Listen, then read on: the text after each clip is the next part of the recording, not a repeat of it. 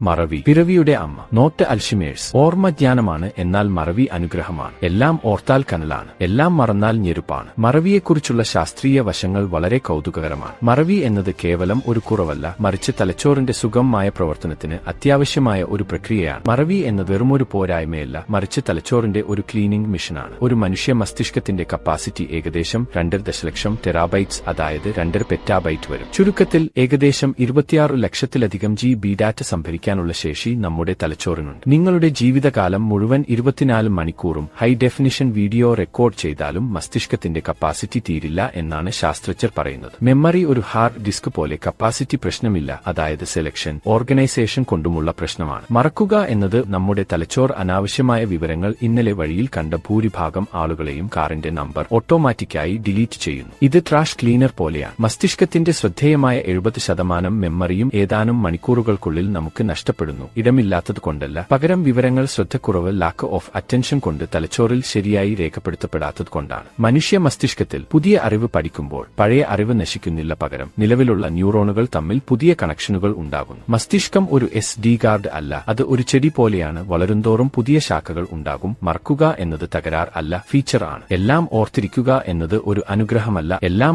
ഓർത്തിരിക്കുന്ന അവസ്ഥയെ ഹൈപ്പർതൈമീഷ്യ എന്ന് വിളിക്കുന്നു. ഇത്തരം വ്യക്തികൾക്ക് ജീവിതത്തിലെ ഓരോ നിമിഷവും വേദനകളും കഷ്ടപ്പാടുകളും മറക്കാനാവില്ല. എല്ലാം ഓർത്താൽ കനലാണ്. മറവി എന്നത് അനാവശ്യമായ ഭാരങ്ങൾ ഇറക്കിവെക്കാനുള്ള പ്രകൃതിയുടെ വരദാനമാണ്. മറക്കുക എന്നത് ആരോഗ്യകരമായ മസ്തിഷ്കത്തിന്റെ പ്രവർത്തനമാണ്. കോൺട്രാക്ഷൻ, എല്ലാം മറന്നാൽ ഞെരുപ്പ്. പഴയത് മറക്കാനും പുതിയതിന് ഇടം നൽകാനുമുള്ള ഈ കഴിവ് തന്നെയാണ് മസ്തിഷ്കത്തെ എപ്പോഴും ഫ്രഷ് ആയി നിർത്തുന്നത്. ഇടമുണ്ടാക്കൽ എന്നല്ല അതിനർത്ഥം. പലരും കരുതുന്നത് ഓർമ്മശക്തിയാണ് ജ്ഞാനം എന്നാണ്. ഓർമ്മജ്ഞാനമാണ്, പക്ഷേ മറവി ഒരു അനുഗ്രഹമാണ്. ഭൂമി ദിനോസറുകളുടെ വംശനാശത്തെക്കുറിച്ച് ഇന്നും വിലപിച്ചുകൊണ്ടിരുന്നെങ്കിൽ പുതിയൊരു പിറവി ഇവിടെ ഉണ്ടാകുമായിരുന്നില്ല. കുട്ടികളെ, മറവി ഒരു ശാപമല്ല. നിങ്ങൾ പഠിച്ച കാര്യങ്ങൾ മറക്കുന്നുണ്ടെങ്കിൽ അതിനർത്ഥം നിങ്ങളുടെ മസ്തിഷ്കം കൃത്യമായി വർക്ക് ചെയ്യുന്നു എന്നാണ്. മറവി ഉള്ളതുകൊണ്ടാണ് പുതിയ അറിവുകൾ തലച്ചോറിൽ ശാഖകളായി വളരുന്നത്. പക്ഷേ അത്യാവശ്യ കാര്യങ്ങൾ ഓർത്തെടുക്കാൻ മനസ്സിരുത്തി പഠിക്കുക എന്നത് മാത്രമാണ്. മസ്തിഷ്കം അതൊരു ചെടി പോലെയാണ്, അതിനെ സ്നേഹത്തോടെ വളർത്തുക. ഇനി നമുക്ക് മറ്റൊരു തരം മറവിയുണ്ട്. കസേര കിട്ടി മന്ത്രിമാരാകുമ്പോഴോ അവർക്ക് വോട്ട് ചെയ്ത ജനങ്ങളെയും അങ്ങ് മറന്നുപോകും. ഇതിനെ ശാസ്ത്രജ്ഞർ പറയുന്ന പേര് മറവി എന്നല്ല, സെലക്ടീവ് അംനേഷ്യ,